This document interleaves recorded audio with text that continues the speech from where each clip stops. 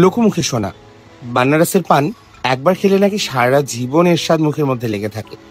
কিন্তু কি আর করা, আমার তো আর বানারস যাওয়া হয়নি, আর কখনো যাবো কিনা সেটাও জানি না। তবে আমাদের শহরের পানও যে কোনো অংশে কম না, এটা কিন্তু হাড়ে হাড়ে বুঝিয়ে দিলেন আমাদের মোশাররফ মামা। তার মতে বানারসের পানির থেকে কোনো অংশেই কম না আমাদের ঠাকুরগাঁর পান। আর সেটা যদি মিষ্টি পান হয় তাহলে তো আর কোনো কথাই নেই। মামার কথা শুনে মামার কাছেই পান খেতে আবদার করলাম। সাথে ছিল আমার দুজন বন্ধু আর একজন ছোট ভাই। অবাক বিস্ময়ে তাকিয়ে দেখছিলাম কত সুন্দর আর নিখুঁত ভাবে পানগুলোকে সাজানো হচ্ছে। গতানুগতিক কিছু পানের মশলা, তার সাথে একটু মধু, এক টুকরো মুরব্বা, সাথে কয়েক টুকরো নারকেল আর কয়েক দানা বেদানা।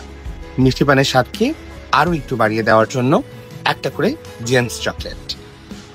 একটা মিষ্টি পানও যে এত সুন্দর করে নতুন বউয়ের মতো করে সাজতে পারে, সেটা মামার কাছে পান বানানো না দেখলে হয়তো কখনো জানাই হতো না। অনেক প্রতীক্ষার পর আমাদের সামনে আমাদের বহুল কাঙ্ক্ষিত সেই পান হাতে পেলাম।